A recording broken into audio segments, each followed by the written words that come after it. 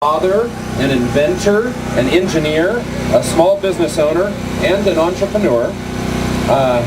He says that he is an American and unhyphenated, that's just an American. Oh yeah, baby! He's also a proud citizen of North Idaho. He is Brent Regan. Brent? Good afternoon. I've been a proud American for better than half a century, and this is the first time I've been angry enough and scared enough to do anything like this. Usually I'd rather have a root canal than speak in public, but I got a feeling I'm among friends. So here we go. We the people. Yes, we are! We the people. We are generations bound by an eternal dream. We are blood of their blood, flesh of their flesh. Our forefathers formed a more perfect union, realizing that we, the people, are endowed by our Creator with unalienable rights. To secure those rights, we, the people, established a government, our government, whose power to govern is derived from the continuing consent of the people. Power to be used to establish justice, ensure domestic tranquility, provide for the common defense, promote the general welfare, and secure the blessings of liberty to ourselves and our children. Woo! The Constitution of the United States is a contract, the covenant that we, the people, made between ourselves to allow this government this power to exist. Right. It is the Constitution that both allows and binds these powers. But understand this, neither the Constitution nor the government is the source of the rights of the people. Our rights, all people's rights, are an endowment from the Creator. They are intrinsic to our existence and ubiquitous among men. Without a constitution, the government would cease to exist, but our rights would remain. Woo! The price of this government is taxation.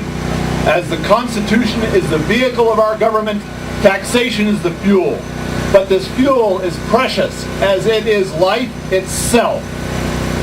Wealth is not money. Money is the measure of wealth, an agreed standard of measurement, just as a mile or a pound or a second. Wealth can only be created and grown through human endeavor. It is born when muscle, mind, and sweat are brought together in the act of creation. Our eternal struggle against decay. Be you a carpenter, farmer, architect, miner, factory worker, cook, or engineer, you are engaged in the daily creation of true, tangible, personal wealth through the trade of your most precious possession, your very life. Taxation is the ability to require labor without pay. Taken collectively, the goods and services we produce as a country is known as the gross domestic product. Government spending confiscates a third of the GDP, a third of everything produced. You work for the government for 4 months of the year, every year, without pay.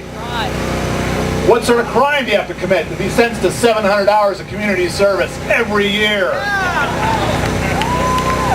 The ability to take a thing is the ability to control a thing. So ultimately, taxation is about control. The more you pay in taxes, the less control you have over your life. There's another word for having control over your life: freedom. There is also a word for surrendering the fruits of your labor to someone else who has control over your life: slavery. These are our choices. From time to time, politicians will propose new taxes with the assurance that the tax will only apply to the few, the other guy, not you. This is a fiction that relies on avarice, envy, and the suspension of common sense. A tax on one is a tax on all, regardless of who writes the check. Woo!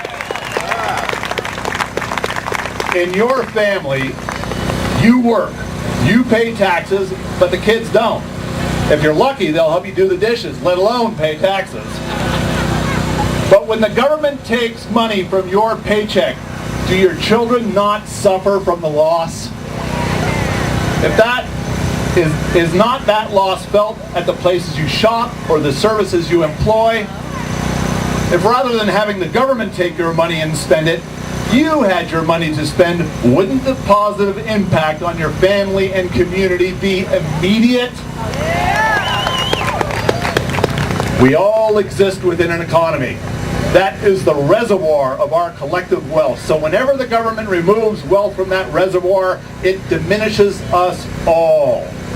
A dollar taken from even the richest man means that dollar is no longer available in a bank to be lent, or to purchase the goods or services of others, or to be invested in new business that will create more wealth, more jobs, and improve all our lives.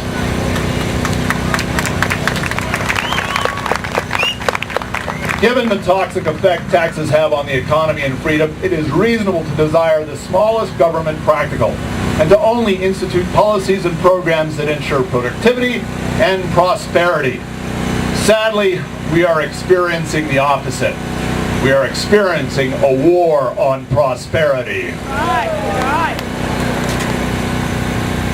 Political forces divide the people into teams, red and blue, and set us to squabble against ourselves about issues far more imagined than real, while those we have elected to represent us in government expand their control over our finances, which is ultimately control over our very lives.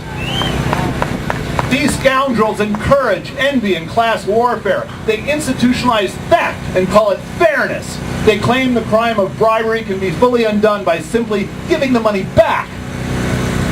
They assert they can cure diarrhea by changing the plumbing in the bathroom and pick up a turd by the clean end.